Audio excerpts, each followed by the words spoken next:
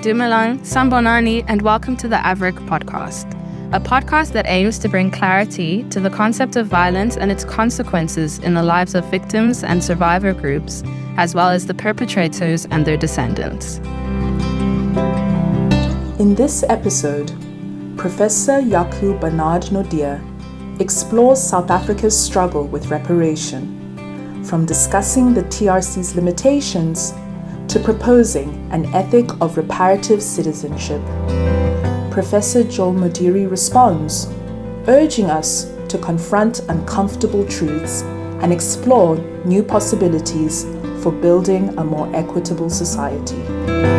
Join us as we discuss their latest book, Spectres of Reparation in South Africa, Re-Encountering the Truth and Reconciliation Commission, which navigates post-apartheid challenges and confronts historical injustices from a different and provocative perspective. So what I thought I would do is to give you a sense or a flavor of what my writing is like and what I address, where it all began. I want to read from the introduction. And the quote that precedes the book, which is the quote that really summarizes the entire book, is a quote from Joe Slovo. And he says, "Without reparation, no law will stop the apartheid ghost from haunting our society." Okay, so conjuring now the South African Truth and Reconciliation Commission as a subject, and specifically as a subject of lack.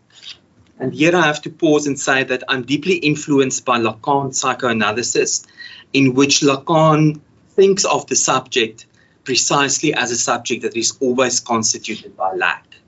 The original lack is the lack of the mother and the separation from the mother, but the lack is also institutionalized through the fact that we must speak language, through the fact of the signifier, the fact that we are in language before language is in us.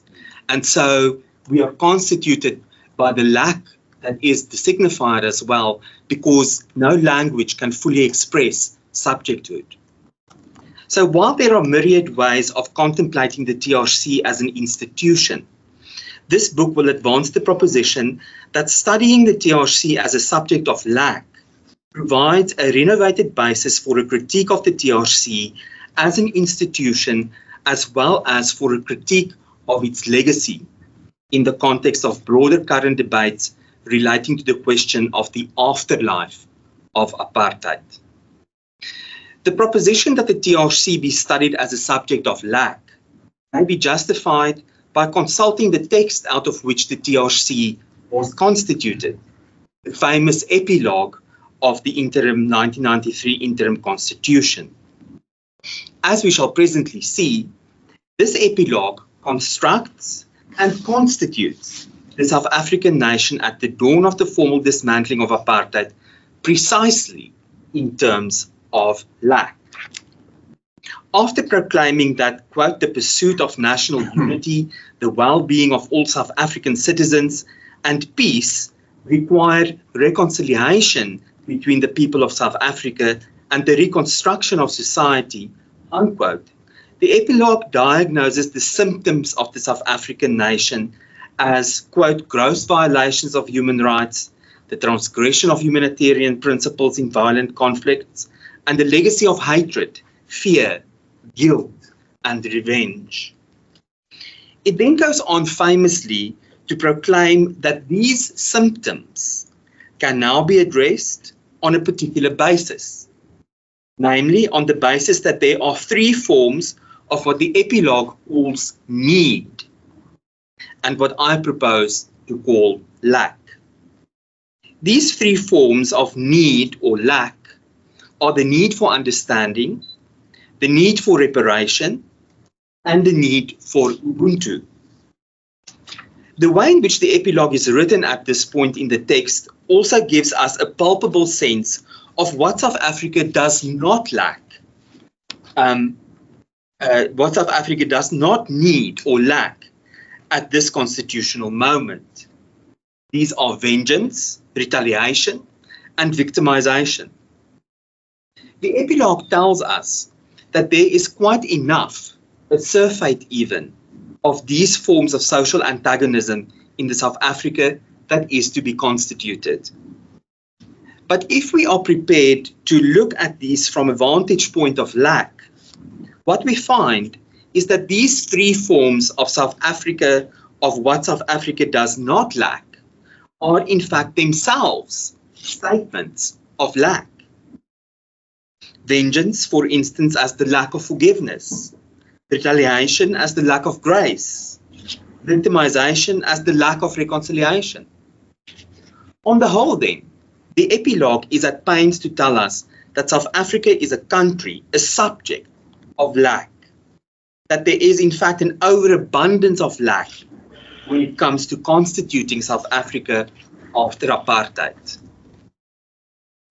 From the point of view that the TRC was derived from this epilogue, in which there is such an abundance of lack, it should not be surprising that the TRC itself would reflect this constitution of South Africa in the midst of lack. Indeed, the TRC stands narrated as an institution that was destined to address the lack in which it was founded and grounded, especially the three lacks of understanding, reparation, and Ubuntu, but also the lacks that inhere in the surfeit of vengeance, retaliation, and victimization. However, this book takes the position that this does not mean that the TRC must or can be understood as a subject of abundance, as the opposite of lack. Although I will certainly have much to say about that which abounded in the TRC. Rather, I propose that despite the abundance of the TRC, it is nonetheless itself a subject that is constituted by a specific lack.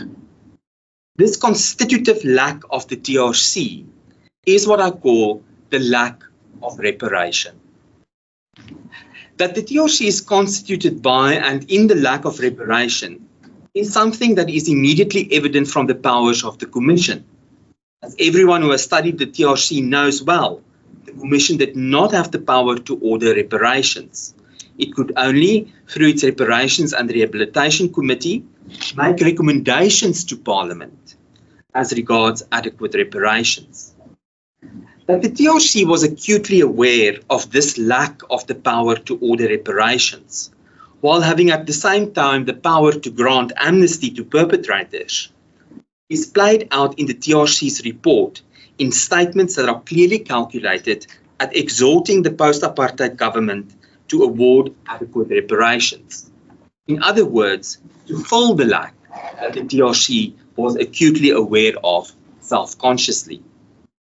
For instance, in volume 5 of the report, the Commission writes that, quote, victims of human rights abuses have suffered a multiplicity of losses and therefore have the right to reparation, unquote.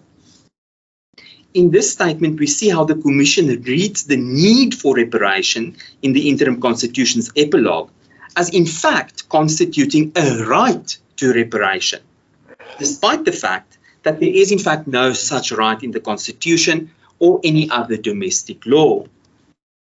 The Commission goes on to say that reparation is, quote, essential to counterbalance amnesty, unquote, in that amnesty denies the victims the right to institute juridical claims against the perpetrators.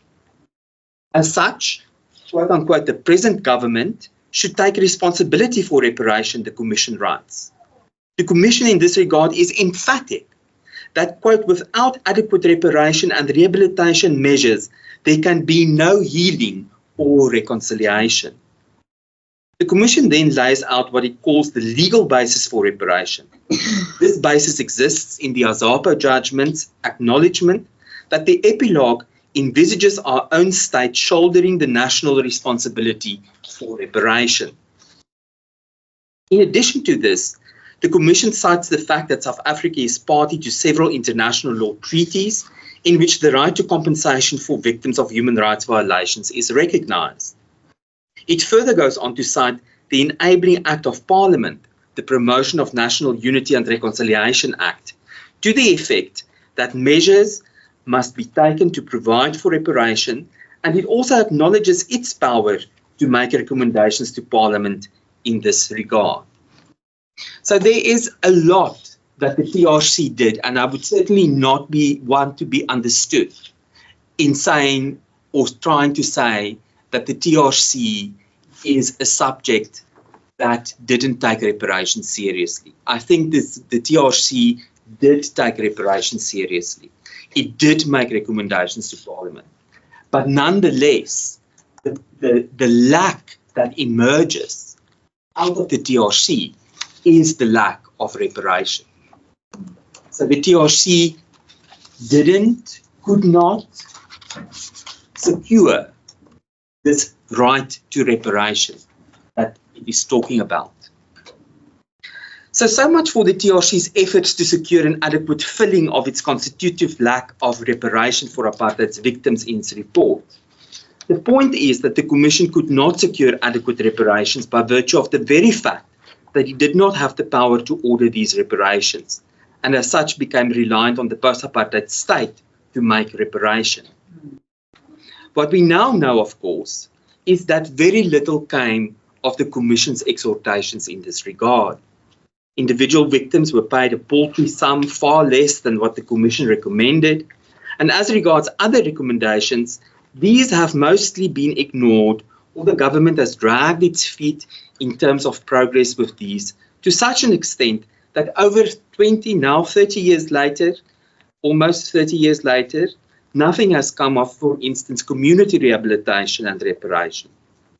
The bold promises made by the then President Thabo Mbeki in his statement to the National Houses of Parliament and the nation at the tabling of the report of the TRC are belied by a post-apartheid landscape that harrowingly reflects systemic and endemic poverty, unemployment, deprivation, ongoing de facto segregation, and destitution. What stands indeed crisply rendered are the consequences of all the qualifications and reservations that the then President Mbeki cited in his statement. For instance, that the reparation payments would be made, quote unquote, with some apprehension, because, quote unquote, no one can attach monetary value to life and suffering. President Mbeki, in this cynical statement, attempts to weaken the obligation to make reparation because no reparation can ever be enough for the loss of life and for suffering, missing, of course, the point that this is precisely why adequate reparations should be paid. There is also the then President's famous rejection of the ultimately failed apartheid reparation litigation against corporations in the United States courts, on the basis that it is, quote unquote, completely unacceptable that matters that are central to the future of our country should be adjudicated in foreign courts. Followed closely by the rejection of the TRC's proposal of a once-off wealth tax on corporations. Instead, President Mbeki preferred a cooperative and voluntary partnership to reconstruct and develop South African society. Now, indisputable statistics and other forms of real evidence, such as pervasive service delivery protests, as well as the recent spate of widespread looting and burning in July of 2021, show on a daily basis that this partnership that Mbeki preferred has not worked, and that it is not working in terms of addressing the needs or the lacks of post-apartheid South Africa. South Africa, like the TRC, which aimed to represent it, remains a country, a subject, deeply marked and thus defined by a constitutive lack of reparation. So, the question for me becomes, to what extent do we live with this lack? And what does living with this lack mean for us? Does it mean we have to simply endure it, let it be, say there's nothing that can be done, resign ourselves to this lack?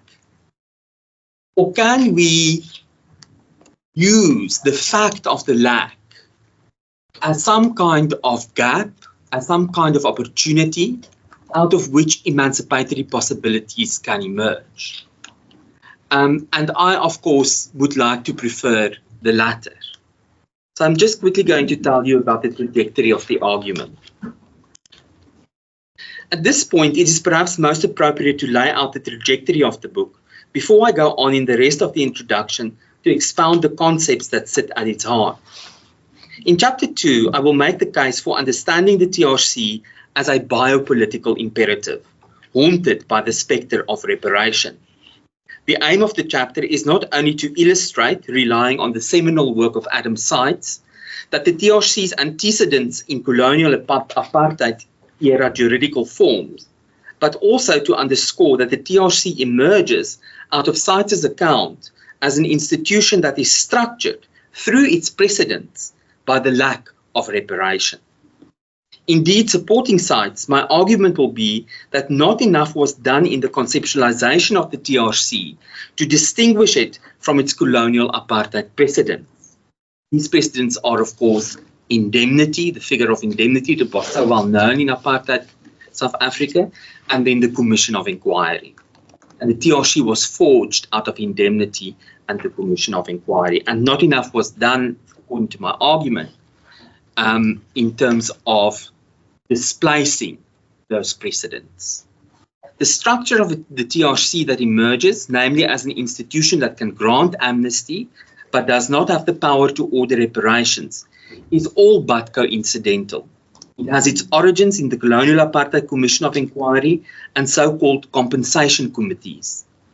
The conclusion that I draw from the biopolitical analysis of the TRC is that while the TRC was a biopolitical imperative, an intervention at the level of the life of the South African population, it is nonetheless a deficient or incomplete biopolitical imperative, for its biopolitics is stymied by its constitutive inability to make a definitive and affirmative biopolitical intervention, which is reparation.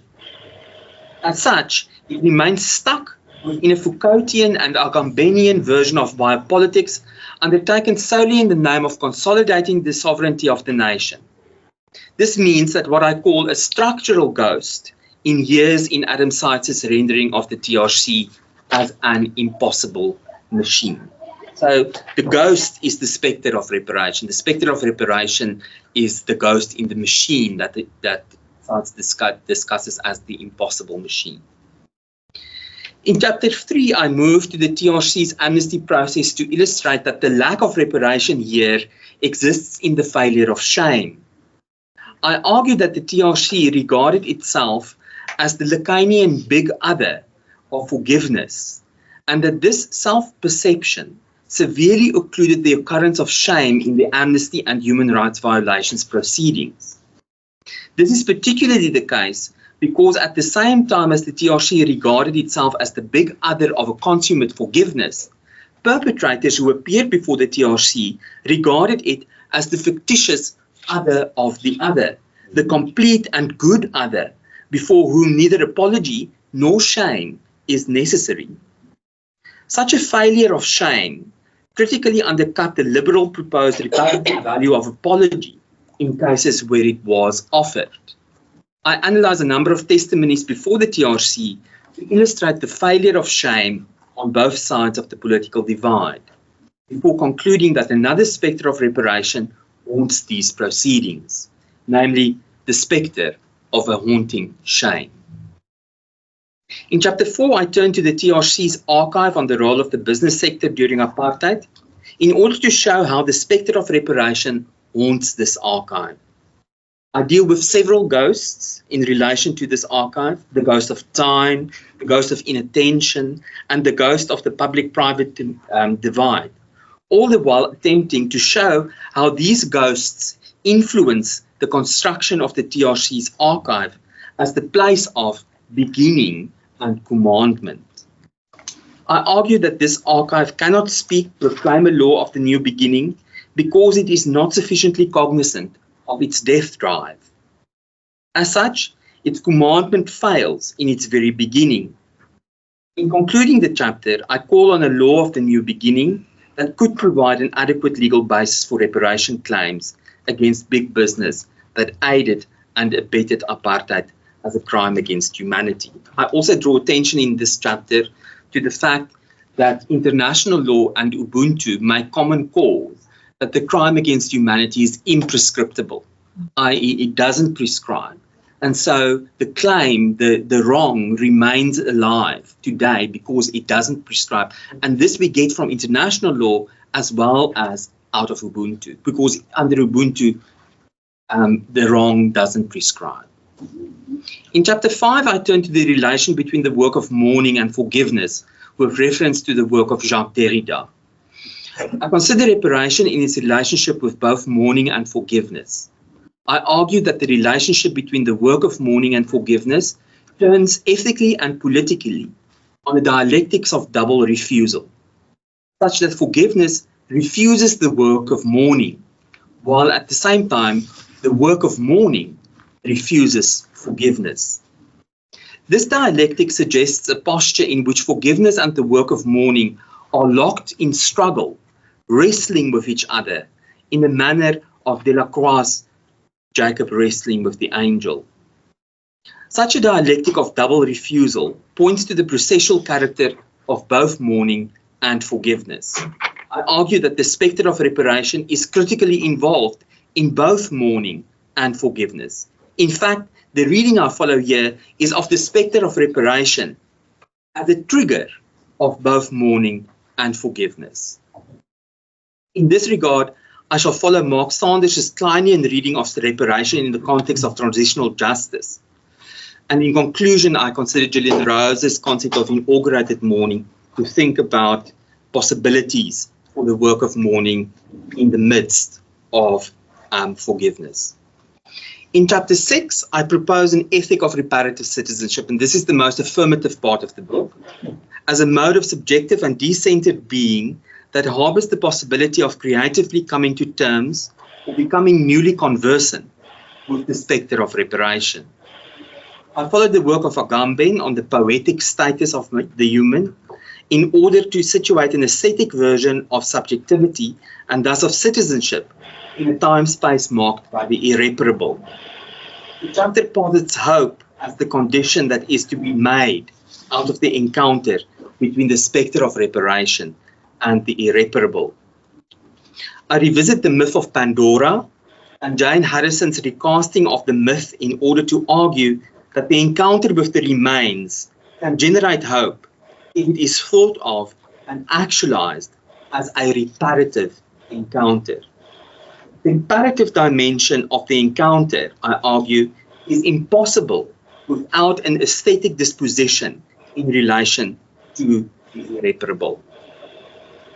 And then in the conclusion, I consider the discursive importance of the recent calls for decolonization in South Africa in the context of the book's considerations of the spectres of reparation.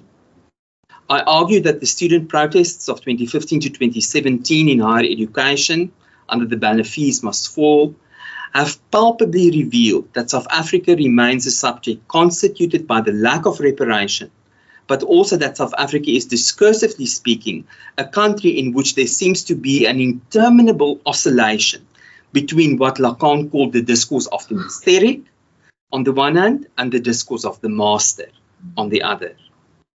I ask after the conditions of possibility of another revolutionary kind of discourse, namely the discourse of the analyst. Engaging Achille Mbembe's work on decolonization as disenclosure, I argue that the discourse of the analyst is premised precisely on the revolutionary disenclosure of the subject, and as such is conducive to the decolonization that has been called for. I will suggest in conclusion that the discourse of reparative citizenship cannot but be a discourse of the analyst, on condition that we understand the discourse of the analyst as a discourse of decolonization. A discourse, in other words, in which paralyzing symptoms and ossified certitudes and the Manichean distinctions on which such certitudes are based, come apart or are given up. In exchange for master signifiers that are more open and receiving of the other, that are more concerned with the plight of the other, and that are ultimately more willing to consort with the spectre of reparation, knowing that the spectre can and should never be finally exercised. In the conclusion of the chapter, I offer a reading of J.M. Coetzee's Waiting for the Barbarians as a literary instance of a discourse of the analyst that undoes the subject of colonization and juridicity. So that's basically a layout of the book. To just say that the book is a work of about 15 years. So I published various essays and shorter pieces in journals and books, and then I started putting them together and started to work out what is it that I'm actually writing about in these individually published pieces. And that is how the actually in a book that Pumla and Kim Weil edited, I started talking about the spectre of reparation. And I started thinking about the relationship between the spectre of reparation on the one hand, and then this only really came out in the book, the lack that inheres in the South African nationhood or subjectivity. So I started to think about the relationship between, on the one hand, the spectres of reparation, all the ways in which we are haunted by the question of reparation in South Africa, and then the relationship between that and the lack that inheres in the South African Constitution, and Constitution here with a small c and with a capital C. Basically, I then got to the point where I could articulate the way in which the spectres of reparation arise out of this lack. And my contention ultimately in the book is that we need this ethic of reparative citizenship to address the lack, knowing that we are going to fail, knowing that we are not going to fill this lack. The lack will always be there. But this is a creative and is a productive way of encountering the spectre of reparation, because I think up to now, the main ways in which we encountered the spectre of reparation is a kind of traumatic way. I say in the beginning of the book that the spectre haunts us in deeply traumatogenic ways. And so I'm interested in how can we move beyond the traumatic moment? How can we move past a traumatic encounter with the spectre of reparation into a space where we can have an affirmative, productive, and emancipatory encounter with the spectre of reparation, knowing also that the spectre of reparation cannot ever be fully exorcised. Thank you. That was really great. It was delicious. I think that we need sessions on each of your chapter. Yeah, that's so rich. Thank you so much. We're going to invite you, Joel, to give a response. Over to you. Can everyone see me? What a question is that? Thank you very much to the colleagues at AFREC for having me and bringing me from the Transvaal to the colony. Thank you for writing this book. I said I'm going to limit my remarks today under the title Reparation, Memory and Insurgency. As already you have heard, Spectres of Reparation is brimming with insight and provocations that merit enormous engagement, specifically around psychoanalysis, the misadventures of transitional justice and the mischievous use of Ubuntu in South African political discourse. I'm not going to talk about any of those. I'm going to trail three key prompts, three key motifs of the book, which most drew my own attention and which in fact have bound me to Yaku as a colleague and an interlocutor. The first one is, of course, the idea of the TRC as a subject constituted by lack, and specifically the problem of the lack of reparation. The second one is the idea of South Africa as a time space marked by the irreparable. And I'm going to press on what it means to think of South Africa in terms of the irreparable.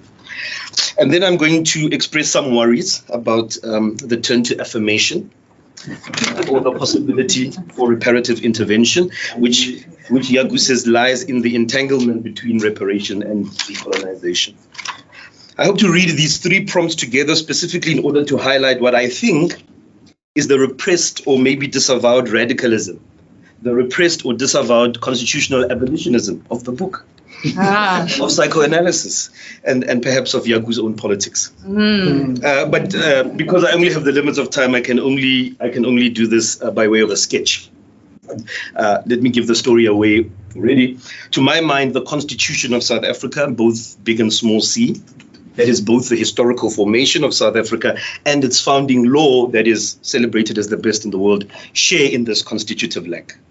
They share in the negation of reparation precisely because the irreparable, the incalculable and singular weight of South Africa's history imposes an unceasing movement and demand for justice that is at once urgent and insatiable. One way to put this is to say that true reparations, true decolonization would in fact signal the end of South Africa as we know it, which is why the most profound dissidents against the conqueror's world fashioned the idea of Azanian. Here is Yaku. He writes, the irreparable has not been repaired, cannot be repaired. South Africa thus remains irreparably broken, irremediably unjust. So we are convened here in Stellenbosch, this pristine citadel of intransigent whiteness, a place that is itself haunted by a spectre, the spectre of blackness. Since we have come to know from historians that the colonialist founder of this place, Simon van der Stel, carries the maternal lineage of slavery and would in today's vocabulary be regarded as black. The fantasies and anxieties of South African whiteness spill over from the psychic life of this place into the physical, spatial and aesthetic territory. White buildings, white walls, and Wilgenhof. One is constantly overwhelmed, I think, by the desire of this place to perform and conceal the negation of blackness, its refusal to be reconciled to the black world, and its refusal to be reconciled to its African location. In this founding or constitutive anti-blackness, itself a form of lack, Stellenbosch is simply South Africa writ large. As a European-created political construct, South Africa, inverted commas, was imagined without and against the conquered peoples within its political territory. The native in this historical order was a mere subject of conquest, under the state, but not a party to it, outside of the borders of human and political community, and therefore legible only in the realm of mere life. Indeed, the 1910 Union of South Africa, its first constitutional movement proper, was the ultimate consolidation of European domination. And it marked the loss by Africans of land, of labor power, of mineral wealth, cattle, and most importantly, self-knowledge. The formation of South Africa as a settler colony, we know, was built on a form of colonial governmentality, another kind of biopolitics which asserted the supremacy of Western civilization, the necessity of white domination, and black subordination, as well as the need for native peoples to be destabilized, controlled, and governed. We know the political rationale was to preserve white settlement and avert insurrection, and the economic rationale, of course, mass proletarianization and the exploitation of black labor.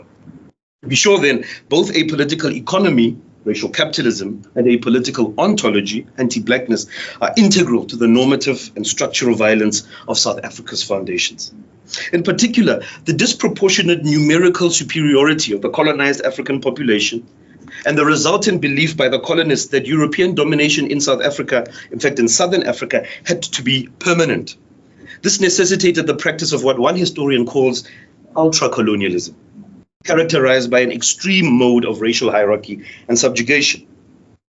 One historical account describes the 20th century entrenchment of racial domination in South Africa, as unique in its rigidity, particularly uncompromising. Another account invokes what the historian calls its monstrous and devastating character. So the historical record bears out that in order to institutionalize and maintain European supremacy and white settlement in South Africa, Africans and other political communities who came to be known as black were subjected to perpetual and systematic inferiorization at the level of their political status and human value. This negation of the humanity of colonized and racialized peoples was accompanied and reinforced by the entrenchment of colonial rule, which was based on the political, legal, cultural, and economic systems, practices, and ideas of Europe. There is more. The injury and injustice of colonial apartheid did not only take place at the socio-economic and political levels, but more profoundly also at the epistemic, metaphysical, and spiritual levels, which is to say, in turn, produced a colonial unconscious, which I've argued also is a constitutional unconscious. This was not primarily a will to only exclude, deprive, and discriminate against colonized peoples. That would be bad enough.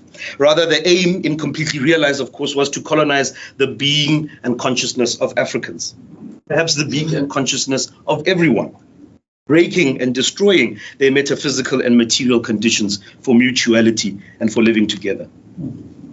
Both, therefore, a colonial state and a state of colonization was imposed in the making of South Africa, which in turn produced a psycho-political dynamic, primarily along the line of race, that structures the basic features of South African social relations and subject positions. To put this in other words, colonial conquest and its unfoldment, especially in the 20th century making of South Africa, wasn't just something that happened to us, it's also something that happened in us. It was a subject-producing process that invented and entrenched particular political identities, black and white, and organized and institutionalized these identities in a relentlessly bifurcated, hierarchical, and antagonistic relationship to one another through the mechanisms of political, legal, economic, and cultural power. For its colonialist architects, and I have argued before that the true father of South Africa is Jan Smuts, Nelson Mandela is kind of friendly uncle. All its colonialist architects, the overriding principle was that in order for South Africa to exist, in order for South Africa to be South Africa, whites must be white. And what does that mean? Bearing unhindered political and legal status, socially, culturally, and economically dominant, autonomous and self-sufficient, insulated from vulnerability and violation, possessing an exponentially higher value and integrity of human life and standard of living, symbolically and aesthetically metonymic with humanity. In order for South Africa to be South Africa as well, for its colonial architects, blacks must be black. Mm-hmm. They must be racially subjugated. They must carry impaired political status. They must be unsovereign. They must be dependent and encumbered. They must be generally locked in a wasted and abject social existence. They must be disposable to power and violence, and they must be exposed to ongoing psychic and cultural debasement. So, if we want to repair this, whites must not be white. Blacks must not be black anymore. Rather, therefore, than aberrational to the universalist and modernist potentiality of the South African state, racial domination and anti-blackness are intrinsic to its basic character and structure, no matter how many black faces rule over it. Okay. Thus, the production of this multi-generational and virtually self-perpetuating socio-political and economic arrangements that are built on racial hierarchy, as well as the long-enduring psychosocial traumas marked by black cultural and spiritual alienation that defines South Africa's past and present, are both the result and the afterlife of the European colonial project. So I've narrated this history, which I think is familiar in some shade to all of us, precisely in part to align myself with Yaku's proposition that the history and present of South Africa is marked by the force of the irreparable. And it's also to express my nervousness about hope, my nervousness about adequacy and both sides and other forms of optimism which are hiding in Yaku's book. But I also do this to signal my own contention that we are yet to encounter a true reckoning with this unbearable and unlivable condition. How, in any event, does one reckon with a history that is ongoing? How does one mourn a past, a loss or a trauma that is enduring? And how does one heal wounds that are not only still open, but are being re-inflicted in the present? This is what I read in Yaku's attempt to grapple with what he calls questions that remain unresolved. The TRC as an institution of transitional justice is generally evaluated and critiqued from the perspective of the failure of material reparations, the failure of social reconciliation or reharmonization, and the failure to adopt a wider and deeper conception of violence and injustice. Its limited time frame, its limited terms, its limited theological discourse, and more have come under scrutiny. But following Adam Seitz, Yaku adds, I think, a more devastating critique, namely that the TRC has been terminally non-performative, that it has not and cannot do what it wishes. But also shows us that the TRC, in fact, is a continuation rather than a break from colonial jurisprudence. This, I think, is part of what the afterlife means. The jurisprudence that sustains whiteness as a political and existential form was also the jurisprudence that was called upon to bring about an end to apartheid. Yeah. This is the non-performative contradiction. The legacy of the TRC is largely and generally reflected among critical scholars in the literature as one of failure and limitation. But Yaku wants us to think more deeply about whether it truly was all abortive. And it is this heavy air of unrelenting, depressing critique, possibly why Yaku turns to hope. I don't know, since the Obama years, I just don't want to talk about hope. We need another word or another sensibility. It's why Yaku turns to affirmation. It's why he turns to possibility, despite his Lacanian intuitions to quite the contrary.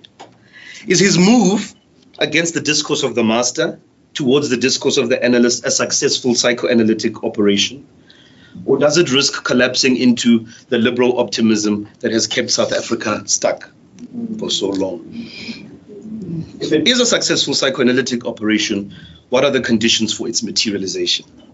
To my mind, in addition to the problem of reconciliation without justice, the central problem of the TRC, of post-1994 constitutionalism, of what has been called rainbowism, of the ANC's tradition of non-racialism that people in my neck of the woods call charterism, I think the problem is exactly the belief, which we have all held, that the suffering, the violence and the trauma of colonial apartheid can be narrated at all.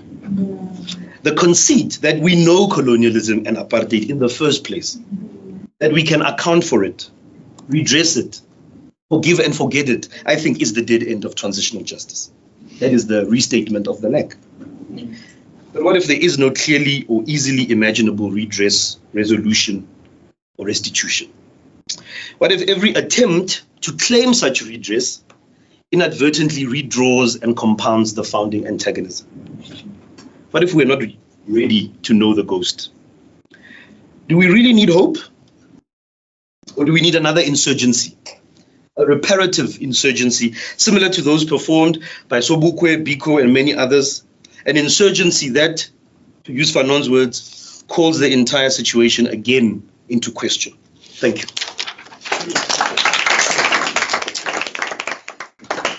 So you've opened a Pandora's box. Huh? I mean, we can see now this the metaphor of Pandora in action. You've really done just that. I'm so struck by how you kind of call upon the psychoanalytic language at the end, but it's so infused. All your whole presentation is so infused with a psychoanalytic lens.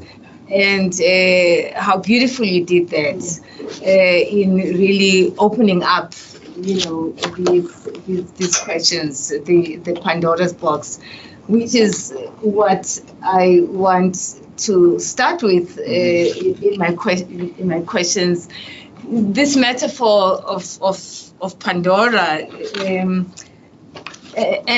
as Joel says, this kind of looking deep and then getting to the point of hope.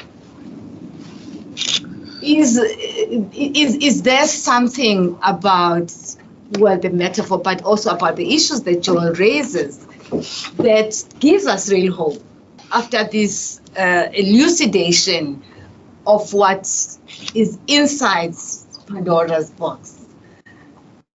What can you hold on to in terms of actually thinking about the possible, which is the language that I like to use, the possibility of repair is this something that we can realistically, imagine, or is it a journey of, an approach, but at the same time a rediscovery that even as we approach, actually we reach a dead end? We found, Yeah. Can you say something about that? Yeah. I mean, especially, Jaco, when we think about, this is not just a story of South Africa. Mm-hmm. This idea that, we set ourselves, we approach the sense of hope and we build all the conditions that we imagine will bring about what we are hoping for. And then 30 years later, and then another 30 years, it's almost like a repeat of what happened 60 years before when we constructed the possibility of hope. I mean, is what we're doing really rhetoric when actually the reality suggests otherwise? So if you could respond to that, both of you. I mean, please keep hope alive, though. So maybe I should just quickly tell you how I read the Pandora myth, because I would depart radically from the original, which is Hesiod. And Hesiod is the familiar tale. Pandora was fashioned out of clay by Hephaestus to punish men for the theft of fire by Prometheus. And so Pandora was sent down from Olympus to basically with a jar, with a box or a jar. And in this jar was gifts from the gods, but they were a bane to men. And then Pandora arrived, and she opened the jar, and out flew all the evils that we have still since known in the world. And that what remained in the jar was hope alpis. And so that's the myth that everyone has lived with. That's the myth that basically has been around Pandora. But Jane Harrison in 1900 conducted a very thorough philological investigation into the Pandora myth. And she concluded that basically Pandora was nothing other than the earth goddess Gaia in anthropomorphic form. That's the first thing. And the second thing is this jar that Pandora was supposedly carrying was nothing other than a grave. And the grave was opened, and from the grave issued ghosts. So Pandora's cult was a ghost cult, and it was not an evil cult, so to speak. And so the argument becomes that we necessarily have to have an encounter with the remains. Mm-hmm. And the remains remain in the grave. They are beyond redemption. They are irreparable. But we have to have an encounter with that, which liberates the ghosts. So we have to have a difficult, an agonizing encounter with the spectre of reparation for there to be hope, because the remains is what turns into hope in the Pandora myth. And so that's what I see as the condition for hope, is an encounter, an agonizing one at that, with the remains, with the ghosts. It's only when we are prepared to consort with the ghosts in this way that we can expect hope to be produced. To bear the agony. The agony, yes. Yeah, I'll just briefly say that I suppose my doubt is that precisely that we have not yet come to terms. I think we have not. I think, as I say, we say we know what apartheid and colonialism was. And I take from especially the slavery literature in Black studies the question of what does it mean to have constructed a society on the basis of the sale of another human being. on the idea that the children born of slaves are not human beings but products like apples that fall off a tree. That's not simply an attitude of bias. That's not discrimination. That's not that. There's something else. And so I'm saying how has white South Africa been able to live with itself? And how does it hope to live with others? I mean, without really confronting this question of how did we manage to do this? How did we go to school and get married and enjoy life under such unbearable conditions?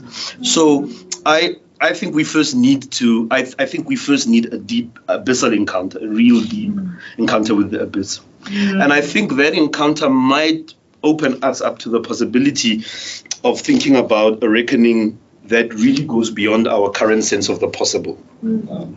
I think, Sylvia Winter will say there's a kind of an order of knowledge and science and meanings that kind of tells us what's possible and that whatever's going to take, whatever reparation means is outside of that sense of whatever that is.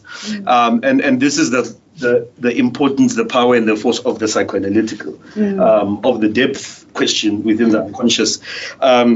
Dion Brand, a poet, I thought I wouldn't say this, but we're in a small enough room to say it. She has this thing, she herself is a poem, but she ends one of her most recent books by saying, are we asking narrative to do what only war can do? And it is that question that makes me wonder whether we can think of another notion of possibility that doesn't impose hope, that doesn't impose a certain... And that's because I think hope can be capacious as you imagine it, but South African hope has been shallow.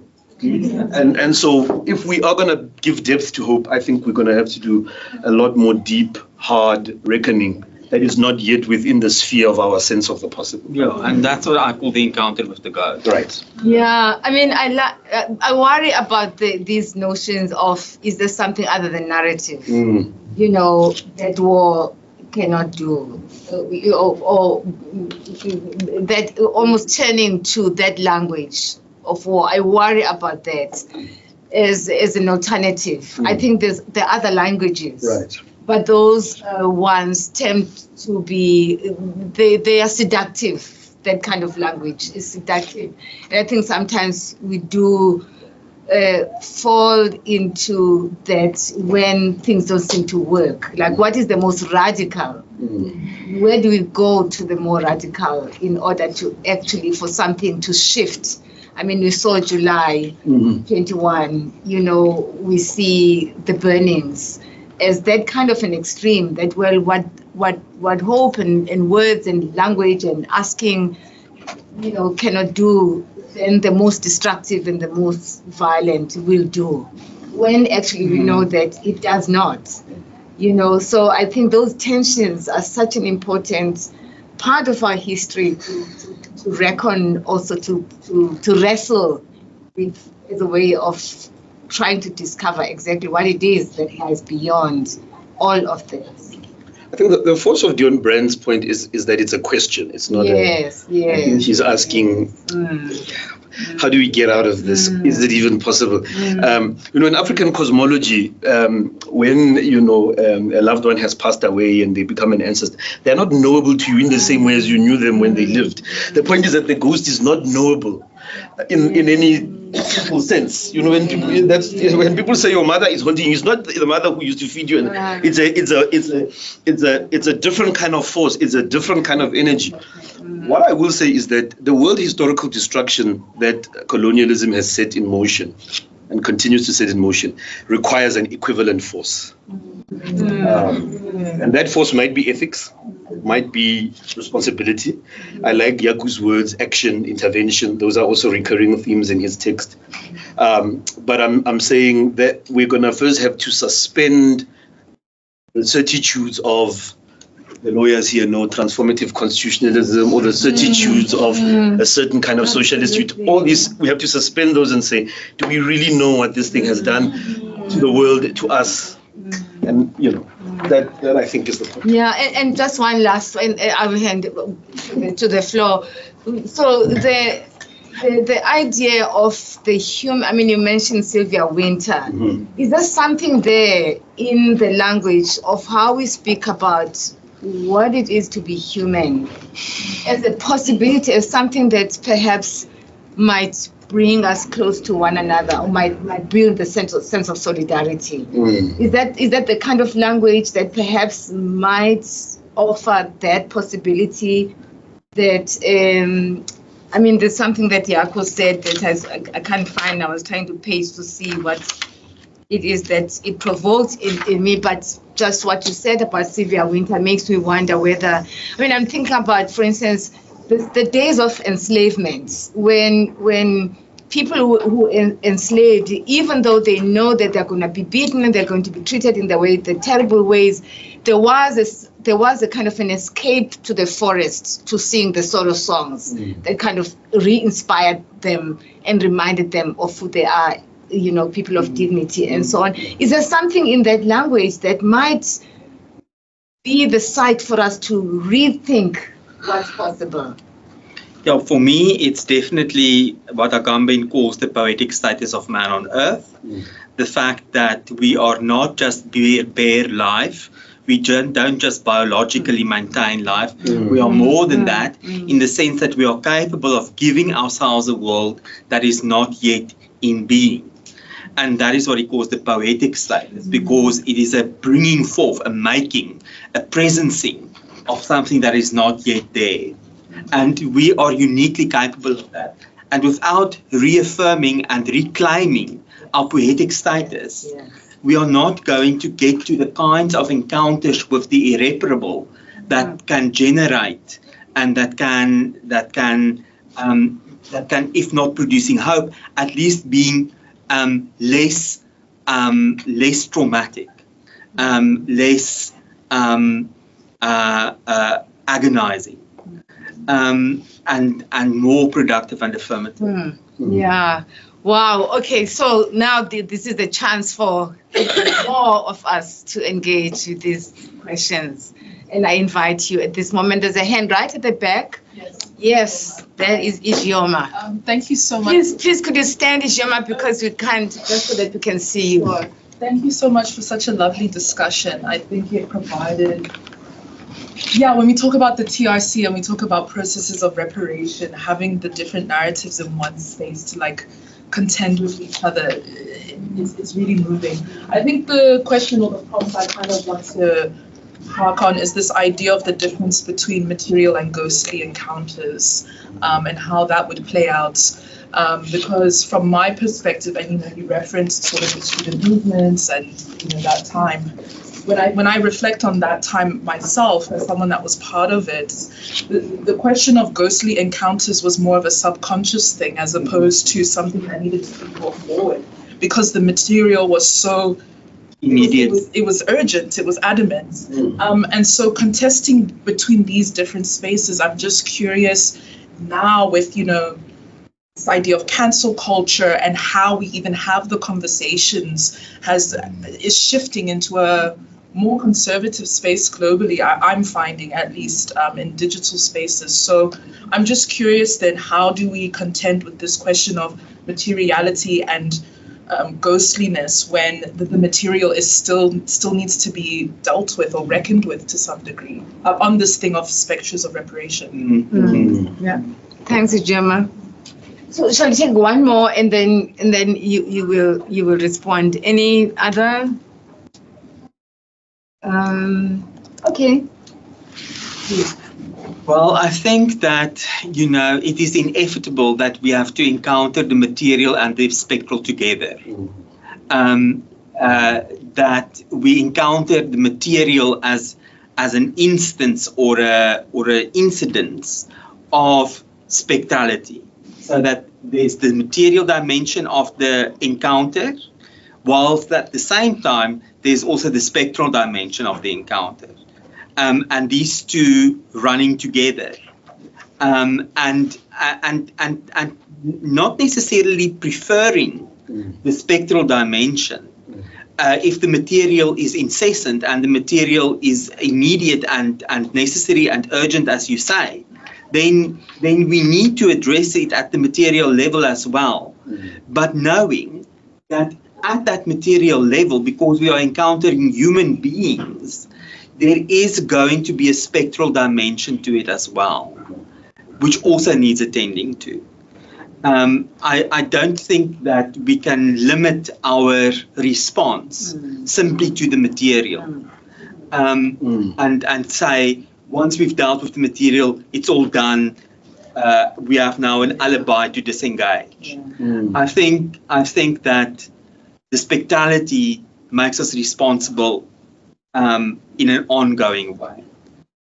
Yeah, Joel, please. Yes. So Black radical tradition, South Africa, Sobukwe and Biko in particular, have this idea that liberation is going to be an interplay between what they call psychological and physical, or material and spiritual, if in whatever way you want to. And in fact, one of Sobukwe's serious critiques of the Marxists in South Africa was that they reduced people to economic animals, he said. Exactly. And one often hears this thing, it's like, oh, you know, black people don't care about jurisprudence, they want to eat, they want food, they want, you know. And I always say, apart from the shocking racism of that claim, it is as if black people don't come from traditions, don't have minds and feelings and spirits, and, you know, so it's absolutely going to be a complicated interplay between the material and the spiritual, between encountering material lack and encountering the spectral abyss. You know, otherwise we will always be stuck. What we're trying to do is to break the circle, and then the question is what is at stake in breaking cycles. Let me stop there. And then the cycles are not necessarily, I mean, as you were pointing out, it's not necessarily a repetition with ghosts, that is not exactly the mother you knew. The cycles are really, it's a translation of that history, you know, into the present moment. And as it cycles, it becomes translated, although it's connected to that original, which actually complicates the challenge of responding to it. Right? It has to do with the concept of the afterlife, which is, I think, a powerfully generative move away from the afterlife. The idea of the afterlife is that the thing lives on, but in a different form. But I think the second, profound part of the afterlife is that every time it comes back, it returns angrier, and harder to control. This seems to me to be the point about the afterlife. And the optimist pressure on us is to say, but things are different. The fact that things are different is not yet to say things are better, which I think is a distinctly South African conflation, that what is different is somehow better, you know. So the other thing that one hears often is, you know, a judge once said to me, but, you know, you're here in Oxford reading, talking good English because of the Constitution. Why are you, you know, you should be, I mean, I think she means I should be grateful, including to her, but she at least was polite enough not to say that. But so, you know, I suppose that's why I'm pressing on this, on this gap, on this aporetic dimension. That's another important term in Yaku's vocabulary, this notion of the aporia, which is different to a crisis or a problem. But the problem is that the aporia doesn't suggest a way out of itself. It just sits there. It sits there and it grabs you, it holds you, and it keeps you responsible. It doesn't let you go. It doesn't give you an alibi. That aporia of reparation, as I call it, the fact that reparation is necessary and at the same time impossible, is what grounds the responsibility and therefore the ethics, and hopefully also the politics. Yeah, I mean, this is so important. There is a tendency to look at South Africa as, even though we are encountering these, all what you have raised, there still continues to be the sense that look to South Africa, look, and it's always looked to what South Africa did. You know, that moment where we were facing the past, and I mean, there's something about that actually I think we need to reflect on. What is it? Because Paul. Kopana. Yeah. Oh, Kopana. Yes. Anyway, yeah. So anyway, that is that's something also that you have to be concerned about. This idea that it remains almost stuck in global history. That it's still the model that people go to. Yes. Professor? No, I think you're enjoying this a lot. Of course. Enjoyment is one word. Very So I went back to the restitution statement of our university. It's an attempt to do something.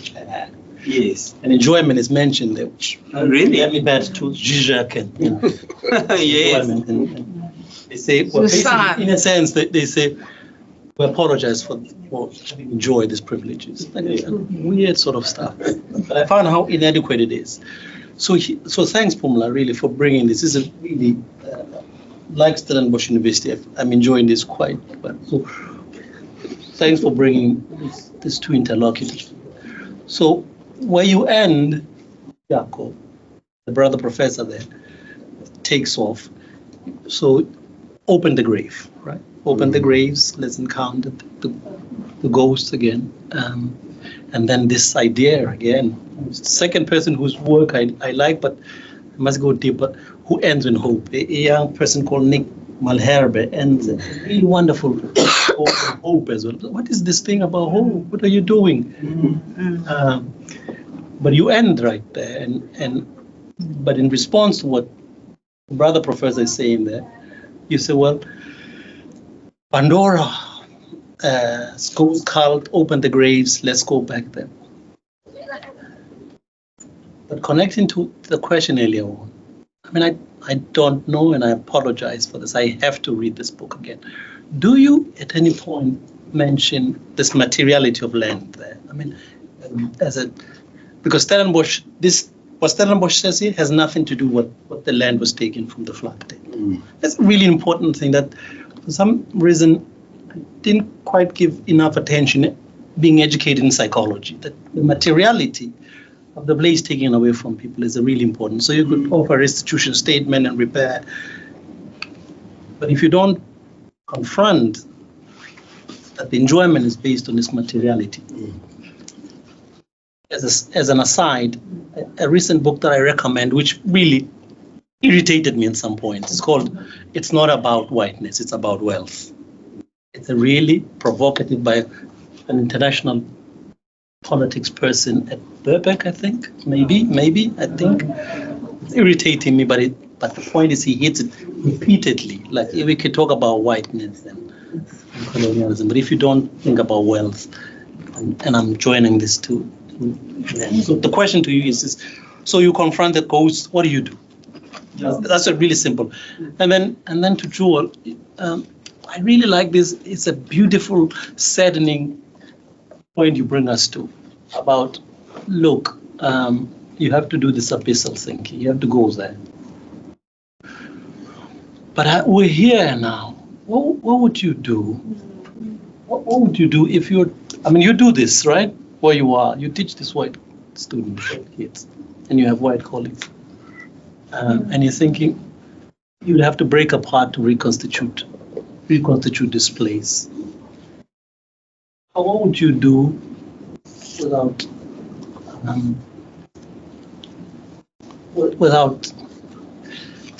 last week, these legal minds are really amazing because instead of just sticking to the law, you do the psychoanalysis. So Pierre de Force was here last week. And one of the questions was precisely this, and he spoke wonderfully about a certain wonderful judge who says Pierre has a thing about white people. Yes. You have a problem with white people, Pierre? This wonderful judge that we know. Right? Because he was also at Velkanov, right? Remember this judge.